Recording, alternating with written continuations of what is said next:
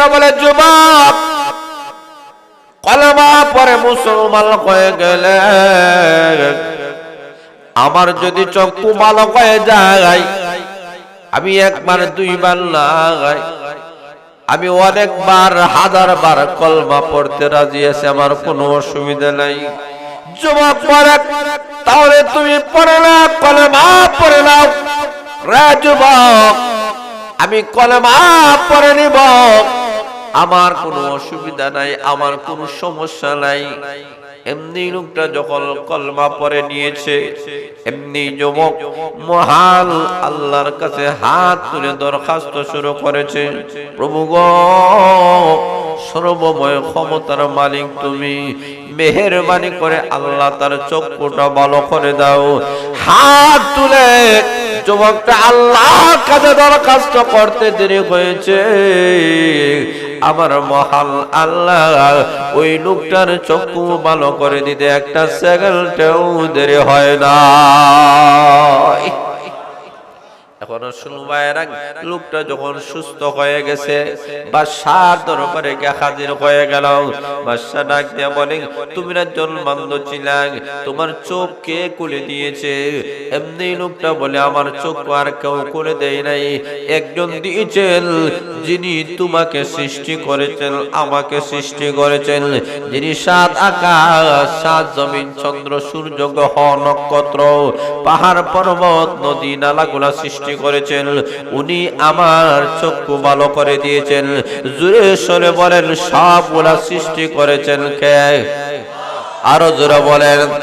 এমনি যুবক বলেন, মহান আল্লাহ রাব্বুল আলামিন আমার চক্ষু ভালো করে দিয়েছেন।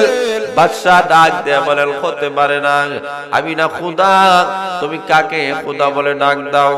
এটা হতে পারে না, কে তোমাকে এই খোদার সন্ধান দিয়েছে? এমন ভাবে লোকটাকে নির্যাতন করা শুরু করে দিল। লোকটা নিরুপায় হইয়া যুবকের নামটা যখন উল্লেখ করেছে, যুবককে বাদশার দরবারে হাজির করা হলো। ওরে যুবক, কই থেকে তুমি শিখলা? আমি না তোমাকে জাদুকরখানায় পাঠাইলাম জাদু শিখবা, এখন তুমি যদি এক আল্লাহর দাওয়াত দেও, বুঝতে পারলাম না তুমি কি শিখলা, আমি তোমাকে কি শিখাইলাম? এমনি যুবক বলে, না, আমি বুঝতে পেরেছি এই আসমান আর জমিন, তামাম পৃথিবী, সকল মখলুকাত যিনি সৃষ্টি করেছেন তিনি আসলে খোদা, উনি আমার মাবুদ, উনি আমার আল্লাহ, উনি আমার খালিক। জোরে বলেন সুবহানাল্লাহ। উনার নাম রাজ্জাক, উনার নাম সাত্তার, উনার নাম গাফফার, উনার নাম গফুর, উনার নাম রহমান। জোরে সরে বলেন ঠিক না বেঠিক? যে শ্রেষ্ঠ জাতি আল্লাহ আর কাউকে সৃষ্টি করেন? কথা বলেন, করেন? মানুষের সম্মান, মানুষের ইজ্জত, এটা মহান আল্লাহ আমাদেরকে দিয়েছে। আর মানুষের সবচেয়ে গুরুত্বপূর্ণ জিনিস হচ্ছে মানুষের ঈমান। মানুষ সব কিছু হারাতে পারে, দুনিয়ার সব কিছু থেকে মানুষ বঞ্চিত হতে পারে, কিন্তু যে মানুষটা ঈমান থেকে বঞ্চিত, সে যেন সর্বহারা হয়ে গেল। কথা বলেন ঠিক না বেঠিক? ঈমানদারেরা পৃথিবীর সবগুলা ছাড়তে তারা রাজি, কিন্তু ঈমান ছাড়তে তারা রাজি না। সেই ঈমানদারের অনেক ইতিহাস, অনেক ঘটনা মহান আল্লাহ কোরআনের মধ্যে উল্লেখ করেছে। আল্লাহ রাব্বুল আলামিন বিভিন্ন সূরা নাযিল করে আল্লাহ ঈমানদারের, যে সমস্ত ঈমানদার জাতিরা ঈমানের কারণে নিজের জীবন বিসর্জন করে দিয়েছে, তাদের ইতিহাসগুলো আল্লাহ কোরআনে আলোচনা করেছেন। জোরে বলেন সুবহানাল্লাহ। আল্লাহ রাব্বুল আলামিন যত ঘটনা আলোচনা করেছেন, তার মধ্যে উল্লেখযোগ্য একটা ঘটনা হলো আসহাবুল উখদুদের একটা ঐতিহাসিক ঘটনা। যেই ঘটনাটা আমার মহান আল্লাহ কোরআনে নিজেই আলোচনা করেছে, যে এদের কাছে দুনিয়ার ভোগ বিলাসিতা, দুনিয়ার রং তামাশার চাইতে তাদের কাছে ঈমানের দাম ছিল বেশি। আর এমন ঈমানদার যারা, সত্যিকার অর্থে ঈমানদার যারা, এদের মরণের সময় আল্লাহ ঘোষণা করেন, হে প্রশান্ত আত্মা, তুমি তোমার রবের দিকে আসো, মরতে দেরি হবে, জান্নাতে যাইতে 1 সেকেন্ডও দেরি হবে না। আর জোরে বলেন সুবহানাল্লাহ। ইয়া আইয়াতুহাল নাফসুল মুতমাইন্নাহ ইরজিই ইলা রাব্বিকি রাদিয়াতাম মারদিয়াহ ফাদখুলি ফি ইবাদি ওয়াদখুলি জান্নাতি।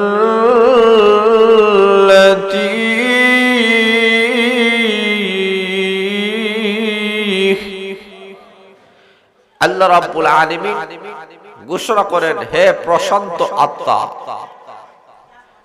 যে ঘোষণাটা মহান আল্লাহ আবু বকরের বেলায় আল্লাহ ঘোষণা করেছিলেন, জোরে বলেন সুবহানাল্লাহ। আল্লাহ বিশ্বনবী রাহমাতুল আলামিনের প্রিয় সাহাবী জান্নাত আবু বকর সিদ্দিক রাদিয়াল্লাহু তাআলা আনহু এমন একজন জান্নাতি মানুষ যার বেলায় আল্লাহর নবী দুনিয়া থাকা অবস্থায় জান্নাতের সুসংবাদ দিয়েছেন। সুবহানাল্লাহ নাই? আরো জোরে বলেন। এখানে যারা আমরা বসেছি, আমাদের বেলায় জান্নাতের কোন সুসংবাদ, কোন গ্যারান্টি আসেনি যে আপনি আমি জান্নাতের ভিতরে চলে যাব। আরো জোরে বলেন। কিন্তু নবীর সাহাবী যার বেলায় আল্লাহর নবী দুনিয়া থাকা অবস্থায় ঘোষণা করেছেন, যার বেলায় আল্লাহর নবী ঘোষণা করেছেন আবু বকর জান্নাতি, এমন একটা জান্নাতি মানুষকে মরণের সময় উনার জানটা যখন কবজ করা হবে, ফেরেশতা আসিয়া বলেন, এই আয়াতটা শুনায়া বলেন, ইয়া আইয়াতুহান নাফসুল মুতমাইন্নাহ, হে প্রশান্ত আত্মা, ইরজিই ইলা রাব্বিকি রাদিয়াতাম মারদিয়াহ, তুমি চলে আসো তোমার রবের দিকে। কোন অবস্থায়? তোমার রব তোমার প্রতি খুশি, যেমনি ভাবে দুনিয়া থাকা অবস্থায় তোমার রবের বিধানের প্রতি তুমি খুশি ছিলে, ঠিক তেমনি ভাবে তুমি আল্লাহর বিধান পালন করার কারণে মহান আল্লাহ তোমার প্রতি রাজি খুশি হয়ে গেছে।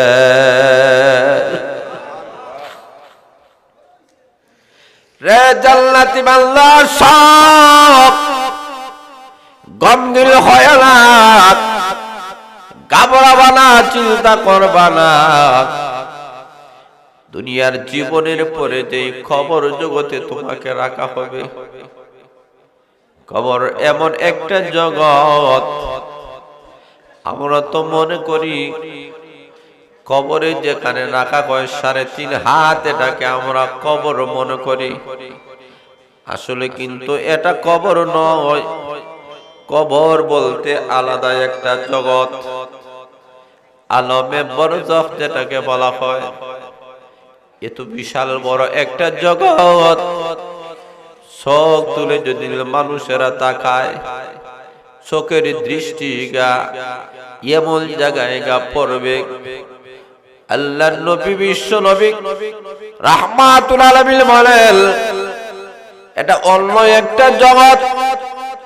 এই জগতের ভিতরে না যাওয়া পর্যন্ত জগতের অবস্থা কেউ জানতে পারবে না। ওই জগতের মধ্যে তুমি যাইতেছ, শুধু কবর নয়, কবরের পরে হাসর, মিজান, ফুলসিরাত, সবগুলা অত্যন্ত ভয়াবহ ঘাটিগুলা, অত্যন্ত বিপজ্জনক গাঠিগুলা। কবর জগৎ থেকে তোমার জীবনটা একা শুরু হয়ে গেল। হাসরের ময়দানেও তুমি একা, মিজানের সময় তুমি একা, ফুলসিরাতের সময় তুমি একা, কেউ থাকবে না।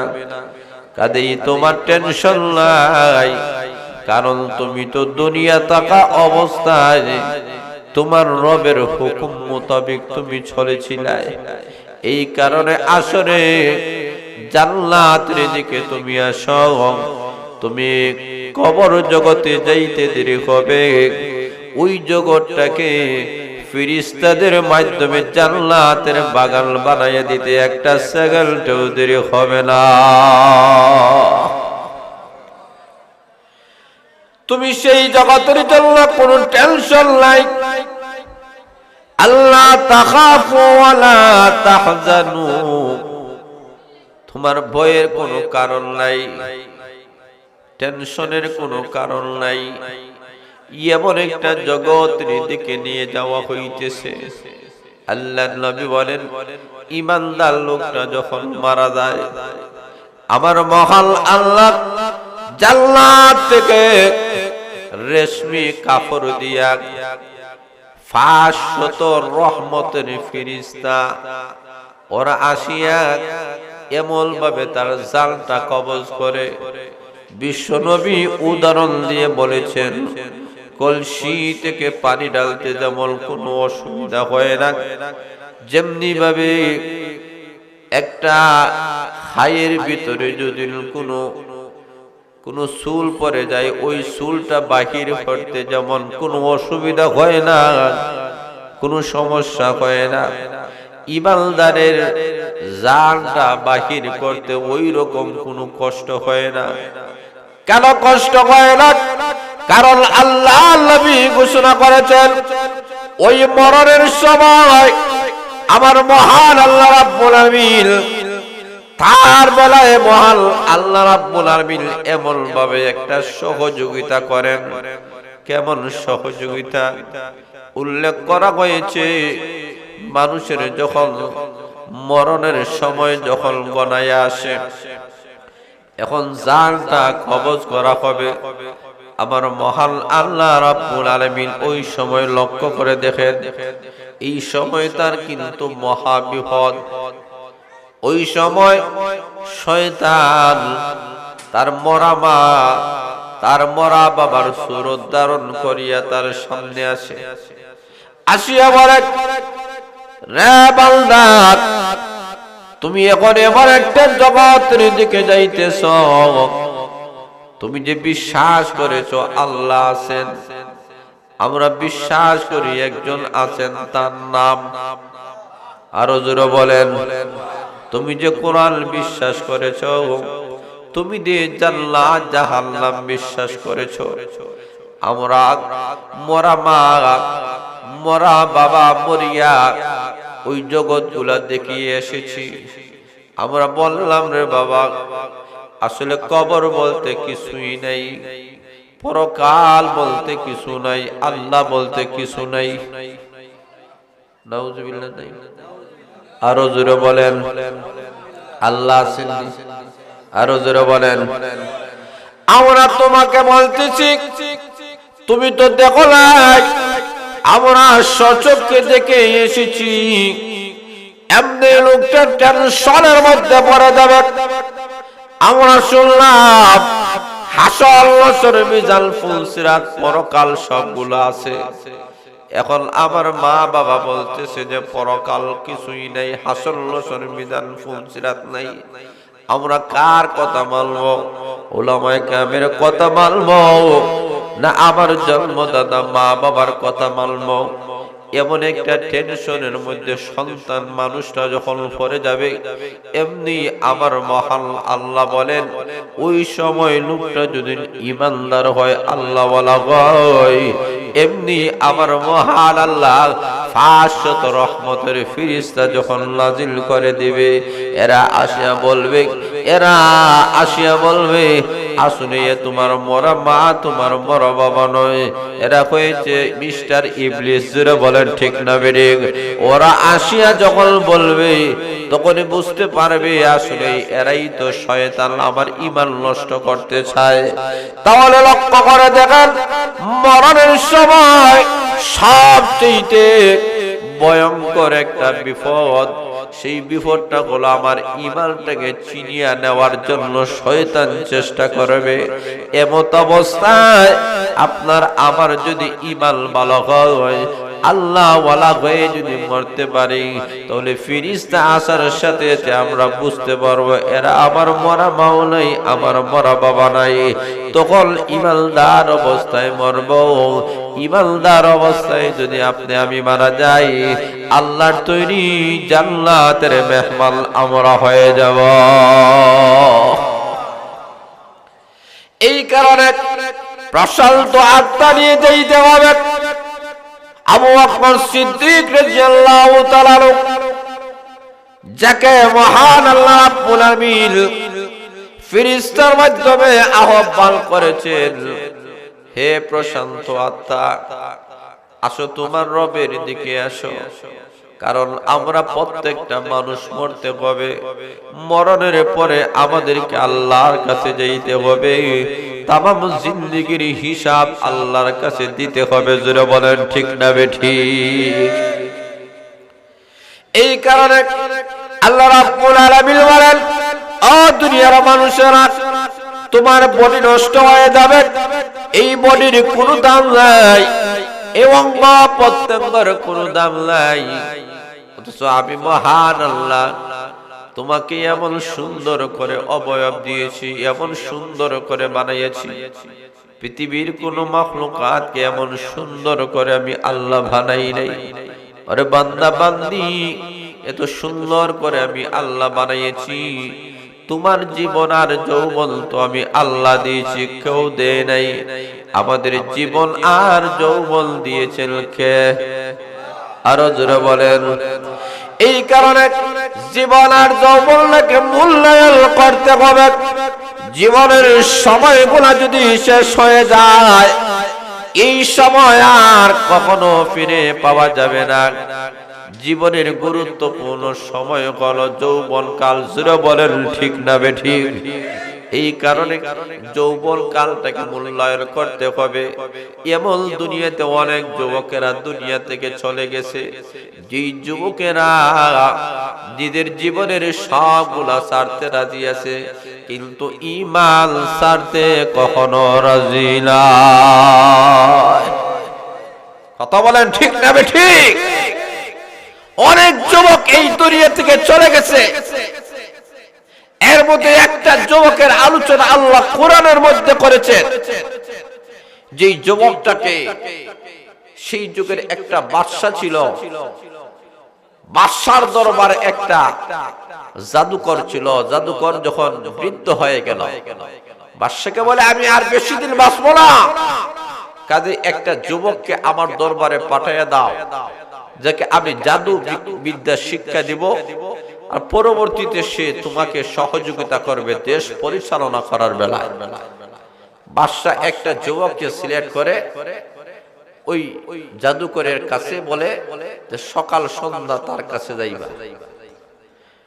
ওই যুবকটা সকালে যায়, রাস্তার মধ্যে একটা ধর্মযাজক, বহুত বড় একজন আল্লাহওয়ালা একজন দরবেশ, তার সাথে সাক্ষাৎ। যুবকটা দরবেশের অবস্থা দেখে, তার কর্মকাণ্ড দেখে সে মুগ্ধ হয়ে গেল। তার কাছে আসে, তার কাছে বসে, তার আলোচনা শুনে এক পর্যায়ে যুবকটা ওই দরবেশের পিছনে পড়ে গেল। তার প্রতি ভালোবাসা, ভক্তি, শ্রদ্ধা সবগুলাই ভেরে গেল। এখন যুবকটা বাদশার উদ্দেশ্য হলো জাদু শিখবে, আর যুবকটা জাদু না শিখে দরবেশের কাছে টাইম পাস করে। এইভাবে যুবকটার অবস্থার পরিবর্তন ঘটে গেল। আর এটাই বাস্তবতা, যে কোনো মানুষ যদি কোরআনের মাহফিলে বসে আলিম ওলামাদের কাছে যায়, আল্লাহওয়ালাদের কাছে যায়, সে যতই খারাপ হোক না কেন আল্লাহওয়ালাদের সহবতে মুহূর্তের ভিতরে আল্লাহওয়ালা হয়ে যায়। এখন যুবক জাদুকরখানায় সময় কম দেয়, দরবেশের কাছে সময় বেশি দেয়। এক পর্যায়ে যুবক দরবেশের কাছে চলাফেরা করতে করতে এক পর্যায়ে যুবক দরবেশের কথা অনুযায়ী তার সবগুলা শুনিয়া দরবেশ বলতেছে, এই পৃথিবীকে, তাম পৃথিবীকে একজন সৃষ্টি করেছেন, তার নাম মহান আল্লাহ। তুমি আল্লাহর প্রতি ঈমান নিয়ে আসো, আল্লাহকে বিশ্বাস করো। যুবকটাও আল্লাহকে বিশ্বাস করে নিল। এমন অবস্থা হয়ে গেল, বাদশাহ তো মনে মনে ভাবতেছে যে যুবকটা মনে হয় জাদু শিখতেছে, আসলে জাদু না শিখে বাদশার বিপক্ষে চলে যাইতেছে। একদিন যুবক রাস্তা দিয়ে চলতেছে, হঠাৎ করে দেখেন একটা বাঘ রাস্তার মধ্যখানে দাঁড়াই আছে, মানুষেরা চলাফেরা করতে পারে না। যুবক মনে মনে ভাবে, এবার সুবর্ণ সুযোগ, পরীক্ষা এসেছে, আমি দেখতে চাই ওই জাদুকরের পাওয়ার বেশি না দরবেশের পাওয়ার বেশি। পরীক্ষামূলক সে ডাক দেয়া বলে যে ওই দরবেশের আল্লাহ যদি সত্য হয়ে থাকে, দরবেশের আল্লাহ যদি সত্য হয়ে থাকে, আর তার আল্লাহ যদি কেবল ক্ষমতাবান হয়ে থাকে, তাহলে দেখা যাক কি হয়। একটা পাথর হাতে নিয়ে যখন নিক্ষেপ করেছে, করতে দেরি হয়েছে, ওই বাঘটা মরে যাইতে একটা সেকেন্ডও দেরি হয় নাই। তখন যুবকটার অন্তরে ঈমানটা এই পরিমাণ বেড়ে গেল যে বুঝতে পেরেছি আসলে আমার মহান আল্লাহর ক্ষমতা। কথা বলেন, ক্ষমতা কম না বেশি? আরো জোরে বলেন, কম না বেশি? পৃথিবীর কেউ কোনো কিছু করতে পারে না, সর্বময় ক্ষমতার মালিক কে?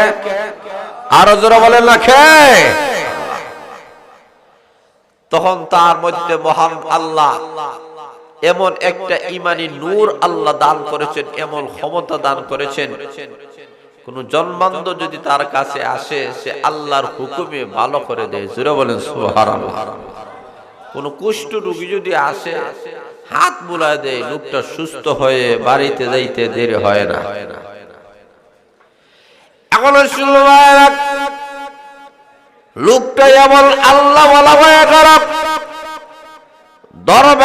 দরবেশের কাছে গা বলে, আগো আল্লাহ ওয়ালা, আমাকে মহান আল্লাহ আপনার কাছে থাকার কারণে, সাধনা করার কারণে মহান আল্লাহ আমাকে এমন যোগ্যতা দান করেছেন, জন্মান্ধ লোকের চোখের মধ্যে যদি আমি হাত বুলাই দেই, লোকটা চোখ ফিরে পায়, আলো ফিরে পায়।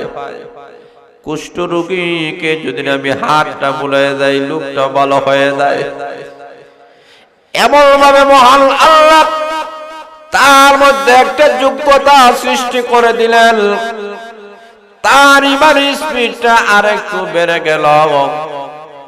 এমনি যুবক তার কাছে মানুষেরা আনাগোনা শুরু হয়ে গেল, বিভিন্ন সমস্যা নিয়ে তার কাছে আসে, বিভিন্ন জিনিস নিয়ে আসে।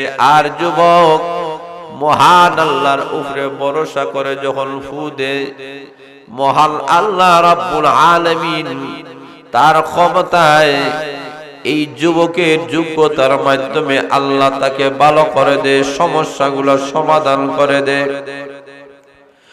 ওই বাদশার দরবারে একটা লোক ছিল, যে লোকটা ছিল জন্মান্ধ। সে মনে মনে ভাবে, এই যুবক যদি জন্মান্ধ লোকটাকে ভালো করে দিতে পারে, তাহলে আমি যাব তার কাছে, আমি তাকে বলবো যত টাকা লাগে পয়সা লাগে আমি দিব, কোনো অসুবিধা নাই। যাতে আমি টাকা পয়সার বিনিময়ে যাতে আমি চোখের দৃষ্টিটা ফিরে পাই। এমনি লোকটা যুবকের কাছে গিয়া টাকা পয়সা দিয়া বলে, ও যুবক, তোমাকে এমন পাওয়ারিটি দেওয়া হয়েছে, তুমি জন্মান্ধ লোক ভালো করে দিতে পারো, আমার চোখটা ভালো করে দাও, আর যত টাকা লাগে পয়সা লাগে আমি তোমাকে দিব। এমনি যুবক বলে, আমার কোনো ক্ষমতা নাই, আমার কোনো পাওয়ারিটি নাই, আমি শুধুমাত্র উসিলা করি আমার মহান আল্লাহ ভালো করে দে। জোরে বলেন সুবহানাল্লাহ। বেমার দেওয়ার মালিককে, ভালো করার মালিককে, ভাইরাস দেওয়ার মালিককে, ভাইরাস দূর করার মালিক। আরো জোরে বলেন। তাহলে আমার কোনো ক্ষমতা নাই, আমার কোনো পাওয়ারিটি নাই। এই যে করোনা আসলো, এই করোনার যে ভ্যাকসিন আবিষ্কার হয়ে গেল, এই ভ্যাকসিনের ক্ষমতা নাই যে করোনা থেকে মুক্তি দান করবে। জোরে বলেন ঠিক না বেঠিক? ভ্যাকসিন শুধুমাত্র উসিলা, আর আমার মহান আল্লাহর কাছে ক্ষমতা। আল্লাহ বলেন, দুনিয়ার মানুষের বেমার আমি মহান আল্লাহ দেই, আর বেমার থেকে রোগ মুক্তি আমি মহান আল্লাহ দেই। পৃথিবীর কোনো ভ্যাকসিনের কোনো ক্ষমতা নাই। আলোচনা বলেন ঠিক না ঠিক? আল্লাহ বলেন, এই জিনিস বাস্তববাদী জিনিসের উপরে কখনো বিশ্বাস করবে না, এইগুলা কখনো তোমাকে মুক্তি দিতে পারে না। সর্বময় মুক্তি দেওয়ার একমাত্র মালিক আমি মহান আল্লাহ। জোরে বলেন সুবহানাল্লাহ। এখন লোকটা বলে, আপনি টাকা দিতে পারেন, পয়সা দিতে পারেন, কিন্তু আপনি চোখ ভালো করে দেওয়ার ক্ষমতা আমার নাই। আমি শুধুমাত্র উসিলা করতে পারি, আমার উসিলায় আমার মহান আল্লাহর কাছে আমি দোয়া করব, আল্লাহ তোমাকে ভালো করে দিবে। তবে আমার একটা শর্ত আছে, সেই শর্তটা হলো আপনি কলমা পড়ে মুসলমান হয়ে যেতে হবে। আসতে বলেন সুবহানাল্লাহ। এই লোকটা বলে, যুবক, কলমা পড়ে মুসলমান হয়ে গেলে আমার যদি চক্ষু ভালো হয়ে যায়, আমি একবার দুইবার লাগাই, আমি অনেকবার হাজারবার কলমা পড়তে রাজি আছি, আমার কোনো অসুবিধা নাই। এমনি যুবক বলে, তাহলে পড়ো আমার সঙ্গে, লা ইলাহা ইল্লাল্লাহ, লা ইলাহা ইল্লাল্লাহ। যুবক বলে, তাহলে তুমি পড়ে না, কলেমা পড়ে নাও। রে যুবক, আমি কলেমা পড়ে নিব, আমার কোনো অসুবিধা নাই, আমার কোনো সমস্যা নাই। এমনি লোকটা যখন কলমা পড়ে নিয়েছে, এমনি যুবক মহান আল্লাহর কাছে হাত তুলে দরখাস্ত শুরু করেছে, প্রভু গো, সর্বময় ক্ষমতার মালিক তুমি, মেহেরবানি করে আল্লাহ তার চক্ষুটা ভালো করে দাও। হাত তুলে যুবকটা আল্লাহর কাছে দরখাস্ত করতে দেরি হয়েছে, আমার মহান আল্লাহ ওই লোকটার চক্ষু ভালো করে দিতে একটা সেকেন্ডেও দেরি হয় না।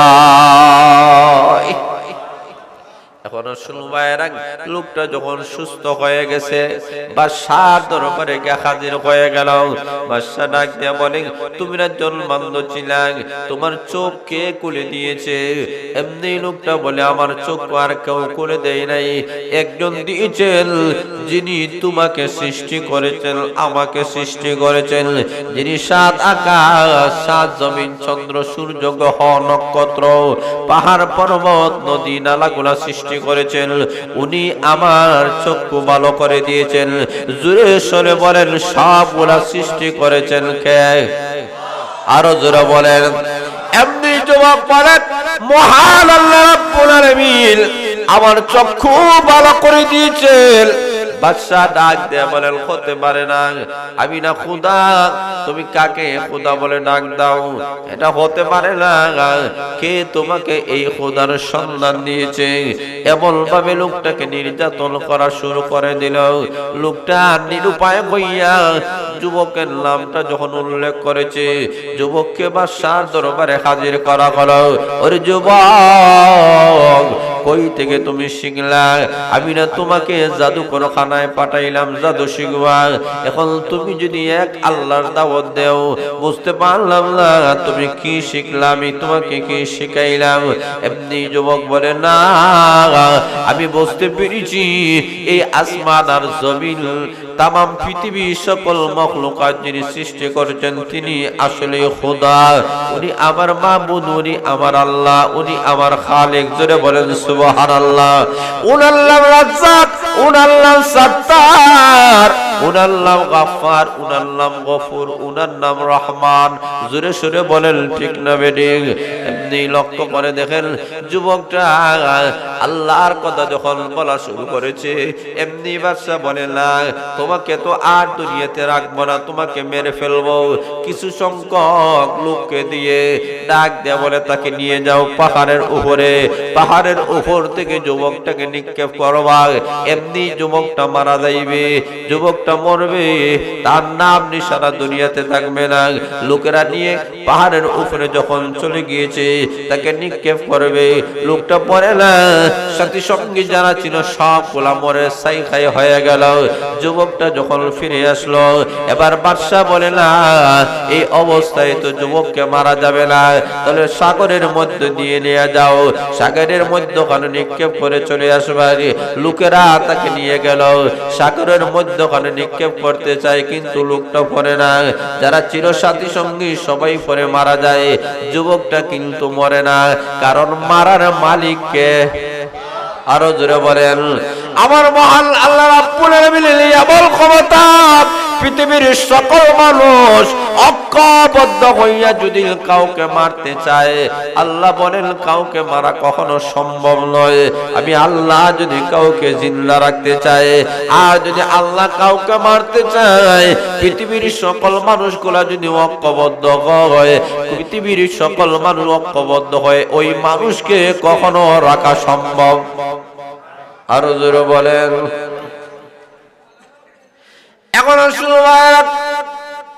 যুবকের অবস্থা দেখে বাদশা পেরেশান হয়ে গেল।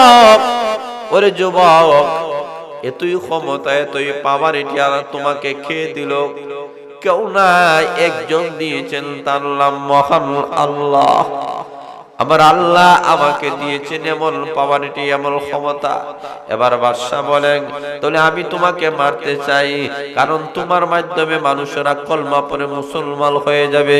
যুবক ডাক দিয়ে বলে, আমাকে যদি সত্যিকার অর্থে মারতে চাও, স্বাভাবিক অবস্থায় আমাকে মারতে পারবা না। যেই দিন আমাকে মারবা, এলান করে দিবা গোটা দেশের মধ্যে, সকল মানুষগুলা যখন সমবেত হবে, তখন তুমি আল্লাহর নাম নিয়ে আমাকে হত্যা করবা। আল্লাহর নাম নিয়ে যখন তুমি হত্যা করবা, আমার মহান আল্লাহর হুকুমে আমি মৃত্যুবরণ করব। যুবকের উদ্দেশ্য হল, আমি একটা যুবক, দুনিয়া থেকে চলে যাই, আমি চলে যাব, আমার কোনো অসুবিধা নাই, কিন্তু আমার ইমানের অবস্থা দেখে যদি গোটা দেশের মানুষ মুসলমান হয়ে যায়, এই চাইতে সৌভাগ্য আর কিছুই হতে পারে না। কথা বলেন ঠিক না? আরো জোরে বলেন। আমি একজন মারা যাওয়ার কারণে গোটা দেশের মানুষ যদি মুসলমান হয়ে যায়, এটা তো লস নয়, লাভ। কিয়ামতের কঠিন ময়দানে আল্লাহর কাছে আমি বলতে পারবো, আল্লাহ ঈমানের জন্য জীবন দিয়েছি, আর লক্ষ লক্ষ মানুষগুলা কলমা পড়ে মুসলমান হয়েছে, আল্লাহ কিছুই আমল নিয়ে আসতে পারে না, এই আমল নিয়ে এসেছি। হতে পারে এই জীবন দেওয়ার কারণে আল্লাহ আমাকে নাজাত দিতে পারে। জোরে বলে ঠিক না বেঠিক? বাদশা ডাক দেখো কোনো অসুবিধা নেই, দেশের মানুষকে এলান করে দেওয়া হলো, সব সব মানুষদেরকে এলান করে দিছে। এখন বাদশা হয়, বাদশা বড় খুশি, আজকে যুবকটা তো মারা যাবে, সে যেই পদ্ধতিতে বলেছে এই পদ্ধতিতেও আমি তাকে মারবো, একটা তো মারা যাবে। কিন্তু বাদশা বুঝতে পারে নাই যে একটা যুবক মৃত্যুর মাধ্যমে শত শত হাজার হাজার ইমানদার যে তৈরি হবে, আল্লাহওয়ালা তৈরি হবে, এটা বাদশা কল্পনাও করতে পারে। এখন ভাইরা যুবকটাকে হাজির করা হলো, এলান দেওয়া হলো। এখন যুবকটা উপস্থিত হয়ে গেল, ডাক দেয়া হয় আল্লাহু আকবার।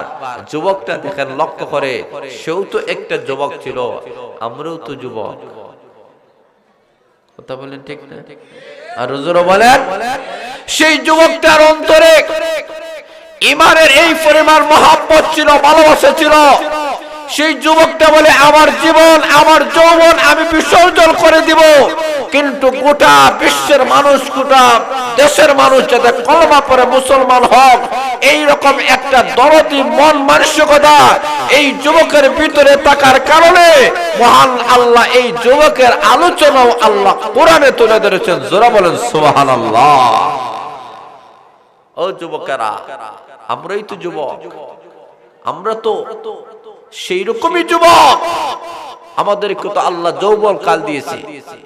আমরা যদি আজকে ইচ্ছা করে চেষ্টা করি যে আমরা এক একটা যুবক, সেই যুবকটা ঈমানের জন্য যেমনি ভাবে জীবন দিয়েছে, আমরাও তো যুবক, আমরা প্রত্যেক যুবকেরা যদি এই ইচ্ছা পোষণ করি যে এই যে দিনী মাদ্রাসাগুলা আমাদের জীবন যৌবন দিয়ে এই মাদ্রাসাটাকে আমরা সর্বাত্মক ভাবে আমরা সহযোগিতা করব, আঁকড়ে ধরব, আমাদের শ্রম আমাদের চেষ্টা সাধনা দিয়ে এই মাদ্রাসাটাকে আমরা আঁকড়ে ধরব।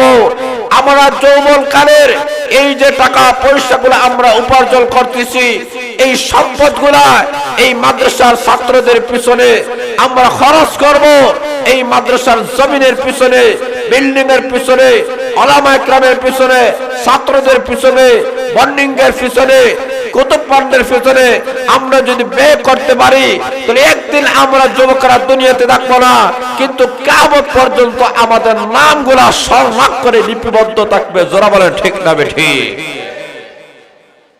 সেই একটা যুবক ইসলামের জন্য, ঈমানের জন্য জীবন দেওয়ার কারণে আল্লাহ তার নামগুলা আল্লাহ রাব্বুল আলামিন কোরআন শরীফের মধ্যে মহান আল্লাহ রাব্বুল আলামিন তার আলোচনায় এনে আমাদেরকে শিক্ষা দিয়েছেন।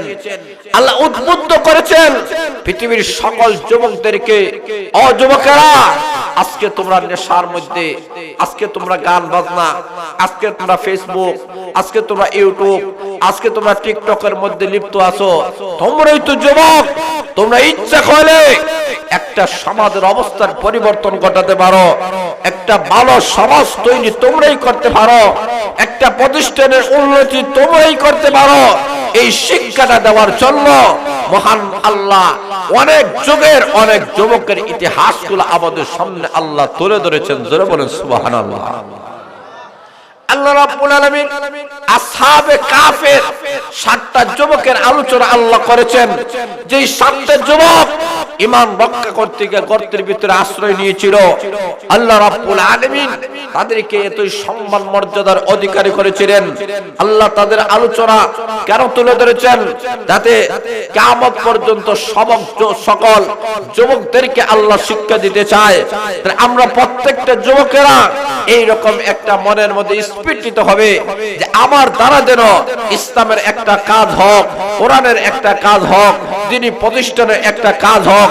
এই রকম ইচ্ছা প্রচেষ্টা বাড়িতে নিয়ে যাওয়ার জন্যই এই রকম মাহফিলগুলা। জোরা বলেন ঠিক না বেঠিক? আমাদের ঈমানি স্পিড বাড়াতে হবে। আমাকে বুঝতে হবে আমি একটা যুবক, আমার জীবন যৌবনের দাম আছে কি নাই? প্রত্যেকটা জীবন যৌবনের দাম নাই। জোরা বলেন আছে কি নাই? এই জীবন যৌবন দিয়েছেন কে? কথা বলেন কে? আল্লাহ বলেন কেন দিয়েছি? পরীক্ষার লাগে।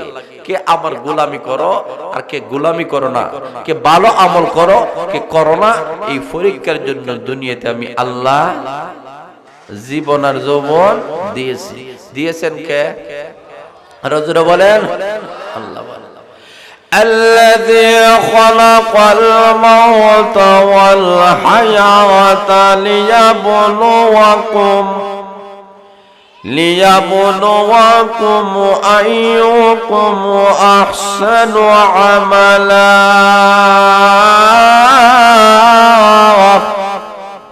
আল্লাহ রাব্বুল আলামিন বলেন তোমাদের মরণ আর জীবন সৃষ্টি করেছি। কেন করেছি? আল্লাহ বলেন আইয়ুকুম আহসানু আমালা, কে উত্তম আমল করো, কে ভালো আমল করো, এই কারণে তোমাদের জীবন আর যৌবন আমি মহান আল্লাহ সৃষ্টি করেছি। ও দুনিয়ার মানুষেরা, এই জীবনটাকে মূল্যায়ন করো। এই যুবকটা তার জীবনটা পর্যন্ত ঈমানের জন্য বিসর্জন করে দিল, ঈমানের জন্য, আর গোটা বিশ্ববাসী মানুষের জন্য একটা ইতিহাস রেখে দিয়েছে যুবকটা। সেই ঐতিহাসিক ঘটনাটা আল্লাহ আমাদের সামনে তুলে ধরেছেন। এখন লক্ষ্য করে দেখেন, যখন বাদশা সকল মানুষগুলাকে সমবেত করলো, মানুষেরা রং তামাশা করতেছে, কিন্তু যুবকের অন্তরে তো ঈমানি মহাব্বত। মানুষেরা বলতেছে, যুবক লক্ষ্য করে দেখো, যুবকটা আজকে জীবন দিবে রে, জীবন বিসর্জন করে দিবে। কিন্তু যুবক হাসতেছে আর বলতেছে, এই নাপাক দুনিয়া থেকে আমি বিদায় নিতে আমার আর দেরি করা যাবে না।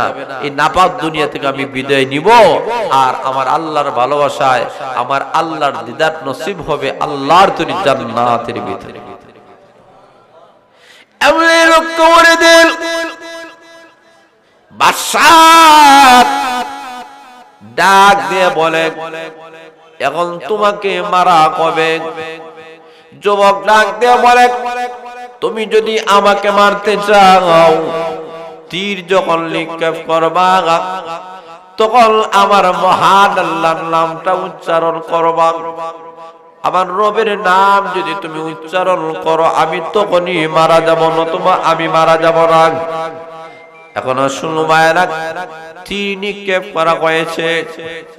বাদশার পক্ষ থেকে যখন তীর নিক্ষেপ করা হল, হাজার হাজার লক্ষ লক্ষ মানুষের সামনে যুবকটা এমনি মারা গেল।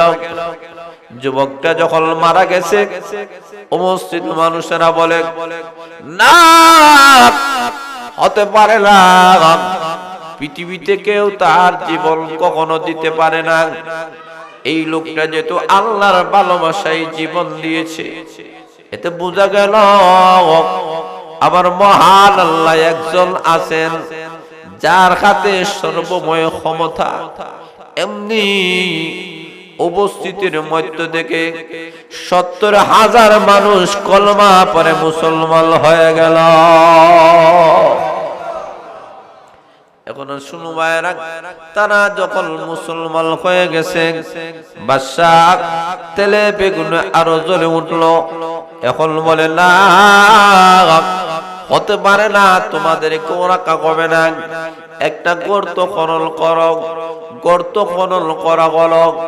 তাদেরকে বলো, তোমরা যদি ঈমান না ছাড়ো, ওই যে আগুনের গর্ত আছে, আগুনের গর্তে তোমাদেরকে নিক্ষেপ করা হবে। তোমাদের কাছে দুইটা পথ, একটা হলো আগুন, তোমার ঈমান ছাড়া কোনটা গ্রহণ করবা? তারা ডাক দিয়ে বলে, আমরা আগুনে একবার দুইবার নয়, 1000 বার জাপ দিতে রাজি আছি, কিন্তু একটা সেকেন্ডের জন্য ঈমান ছাড়তে রাজি না।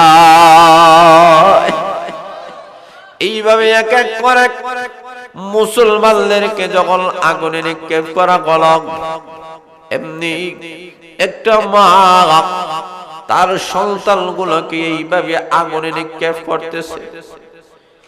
মা বরদাস্ত করতে পারে না, কুলের সন্তানকে নিয়ে আগুনের মধ্যে যখন নিক্ষেপ করতেছে, মা চোখের পানি ফলায়া কান্দার বলে, আবার কুলের সন্তানকে আগুনে নিক্ষেপ করবালা। এমনি আমার মহান আল্লাহ ওই কুলের বাচ্চার জবান আল্লাহ খুলে দিয়েছে। কুলের বাচ্চার জবান খুলে দেওয়ার ক্ষমতা আল্লাহর আসেনি। আরো জোরে বলেন। ওই বাচ্চার জবান থেকে উচ্চারণ হয়ে গেল, বাচ্চা বলে মা গো, ঘাবড়াবা না, চিন্তা করবা না গো মা। ও মা,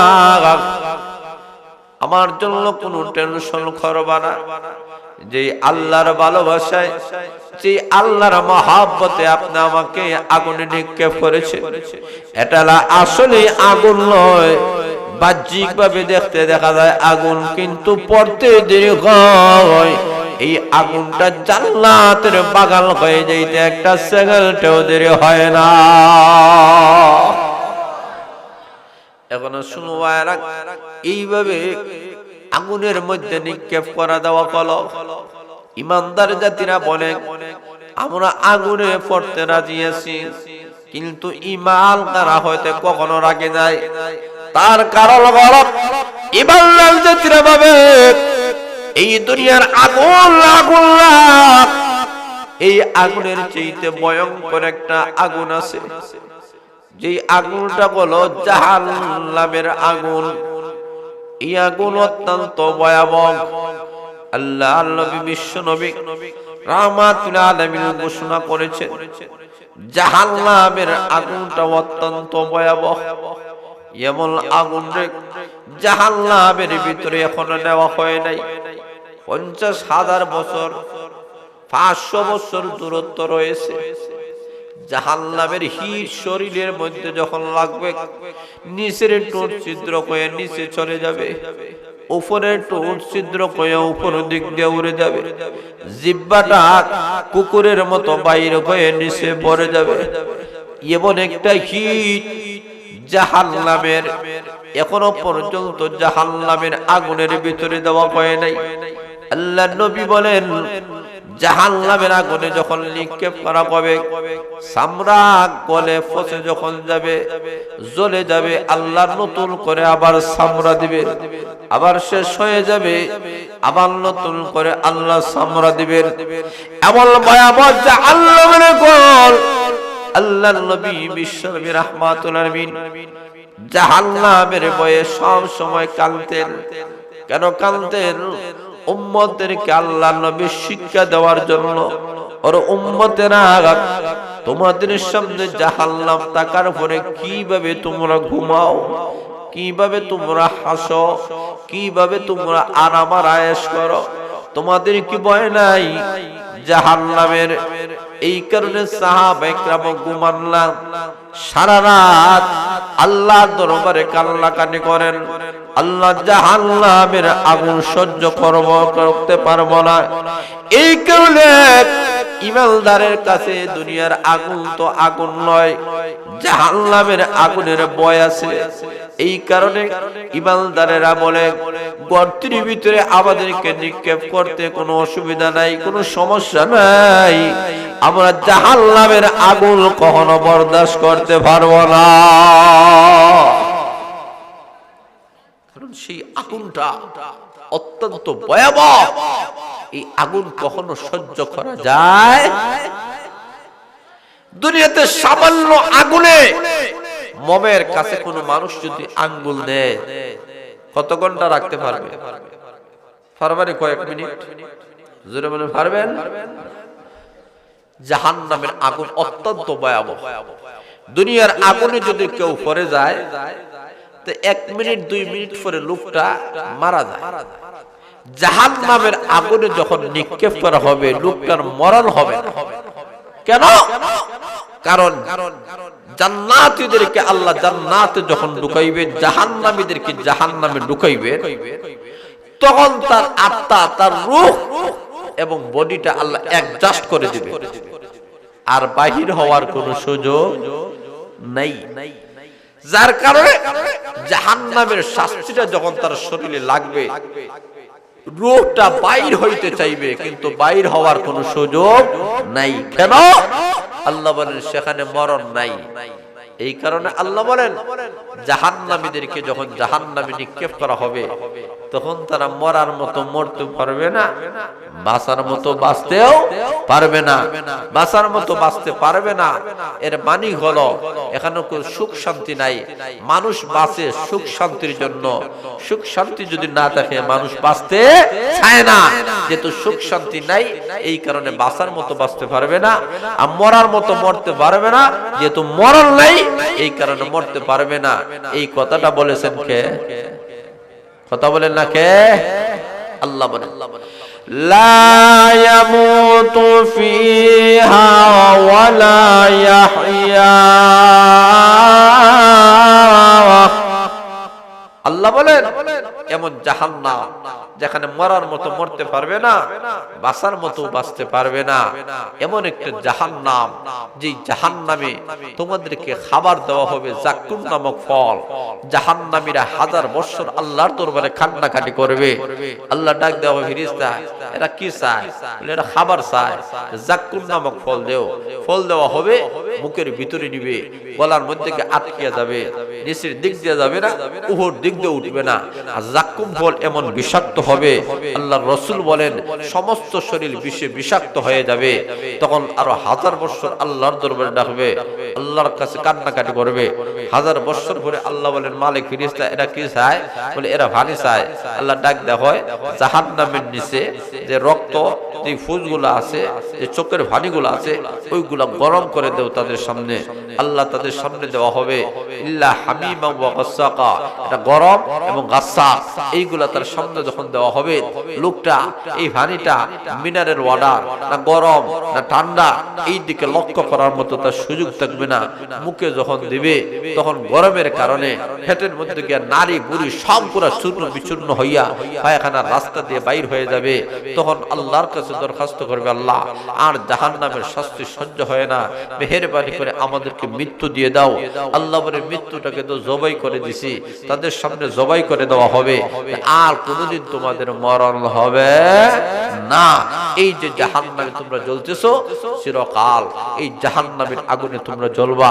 তাহলে আল্লাহ রাব্বুল আলামিন বুঝাতে চায়, ও দুনিয়ার মানুষেরা, এত সুন্দর একটা বডি দিয়ে আমি আল্লাহ তোমাদেরকে সৃষ্টি করেছি, তোমার চাইতে শ্রেষ্ঠ আর কাউকে আমি আল্লাহ বানাই নাই।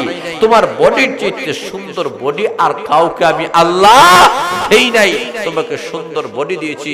আল্লাহ বলেন লাকাদ খালাকনাল ইনসানা ফি আহসানি তাকওয়িম, তোমাকে উত্তম কাঠামো দ্বারা উত্তম সুন্দর করে আমি আল্লাহ তোমাদেরকে বানাইছি। এই সুন্দর বডিটা তুমি তৈরি করো, তুমি নেক আমলের মাধ্যমে তুমি তৈরি করো, নেক আমলের মাধ্যমে এই বডিটাকে তুমি জান্নাতি বানাও। আর এই যদি বদ আমল করো তুমি জাহান্নামী হইবা, জাহান্নামের লাকড়ি হইবা। জাহান্নামের যদি লাকড়ি হয়ে যাও তুমি মানুষ নয়, তুমি চতুষ্প জানদারেই চাইতে আরো নিকৃষ্ট। এই কারণে আল্লাহ রাব্বুল আলামিন কয়েকটা জিনিসের কসম খেয়ে মানুষের সুন্দরের কথা আল্লাহ আলোচনা করেছেন। আল্লাহ বলেন তোমার সুরত যদি সুন্দর হয় এতে তোমার কোনো সম্মান নাই, মর্যাদা নাই। তোমার সিরতটাই সুন্দর হওয়া দরকার, তোমার সিরত তোমার জীবনীটা সুন্দর হওয়া দরকার। আর সুন্দর একটা জীবন, ভালো একটা জীবন, ভালো আমলওয়ালা যদি হইতে হয় কোরআন দরকার। কোরআন ছাড়া বিকল্প আর কোন পথ নাই। আল্লাহ বলেন এই কোরআনটা তোমাদের কাছে দিলাম, কোরআন অনুযায়ী তোমার জীবন পরিচালনা করো। এই কোরআন যদি ধারণ করতে পারো, এই যে মাদ্রাসার মধ্যে এই কোরআন শিক্ষা দেওয়া হয়, যারা বলে ঠিক না ঠিক, এই মাদ্রাসার মধ্যে এই কোরআন শিক্ষা দেওয়া হয়। আল্লাহ রাব্বুল আলামিন বলেন এই কোরআনের কারণেই তোমার সম্মান, এই কোরআনের কারণেই তোমার ইজ্জত, এই কোরআনের কারণেই তোমার পজিশন। এই কোরআনটাকে তোমরা আঁকড়াইয়া ধরো। আল্লাহ বলেন ওয়াতাসিমু বিহাবলিল্লাহি জামিআ, আল্লাহ বলেন কোরআনটাকে তোমরা আঁকড়াইয়া ধরো, শক্তভাবে ধরো। এই কোরআনটা তোমাকে জান্নাত পর্যন্ত পৌঁছায় দিবে। জোরে বলেন সুবহানাল্লাহ। তো এই যে মাদ্রাসা, এই মাদ্রাসা এই জায়গায় হওয়ার কারণে আপনারা খুশি না বেজার? আরো ধরে খুশি না বেজার? এই মাদ্রাসাটাকে আমরা সর্বাত্মক ভাবে আমরা চেষ্টা প্রচেষ্টার মাধ্যমে উন্নতির দিকে আমরা নিয়ে যেতে হবে। আমাদের জীবনে শ্রম, টাকা পয়সাগুলা, আমাদের মেধা, আমাদের পরামর্শ এই মাদ্রাসার পিছনে আমাদেরকে খরচ করতে হবে। যদি খরচ করা হয় দুনিয়াতেও সম্মানী, আখিরাতেও আরো জোরে বলেন সম্মানী। এই কারণে আল্লাহ বলেন আসলেই তোমার সুরতে তুমি প্রকৃত মানুষ নয়, তোমার সিরত যদি বলা হয় তুমি প্রকৃত মানুষ। সিরত ছাড়া প্রকৃত মানুষ হওয়া যায় না।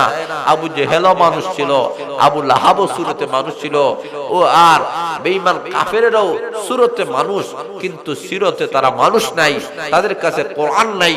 তোমার কাছে আমি আল্লাহ কোরআন দিয়েছি, এই কোরআনটাকে আঁকড়ায় ধরো। ব্যক্তিগত জীবনে, পারিবারিক জীবনে, সামাজিক জীবনে, সর্বক্ষেত্রে কোরআনটাকে ধারণ করো। এই কোরআন তোমাকে জান্নাতের মেহমান বানায় দিবে। জোরে বলেন সুবহানাল্লাহ। এখন সুবহানাল্লাহ আবার মহান আল্লাহ রাব্বুল আলামিন বলেন, রে দুনিয়ার মানুষেরা, তোমার সম্মান আমি মহান আল্লাহ কিসের মাধ্যমে বাড়ায় দেব? আল্লাহ বলেন ইল্লাল্লাযীনা আমানু ওয়া আমিলুস সালিহাত। আমার মহান আল্লাহ বলেন তোমার ঈমান যদি থাকে, তোমার আমল যদি থাকে নেক আমল, ঈমান এবং নেক আমলের মাধ্যমে তোমার দাম বাড়ে। তাহলে দুইটা জিনিস আমাদেরকে গ্রহণ করতে হবে। এক নম্বর হলো ঈমান, দুই নম্বর হলো আমল। এই দুইটা জিনিসকে আঁকড়ে ধরতে রাজি আছেন নি? কারা কারা রাজি? হাত তুলা দেন, হাত তুলা দেন। নারে তাকবীর। দিন ইসলাম, দিন ইসলাম। তাহলে আসুন ভাইরা, এই দুইটা জিনিসকে আমরা মরণ পর্যন্ত ধরব। সবে বলেন রাজি আছেন? আরো জোরে বলেন, জোরে বলেন ইনশাআল্লাহ। এখন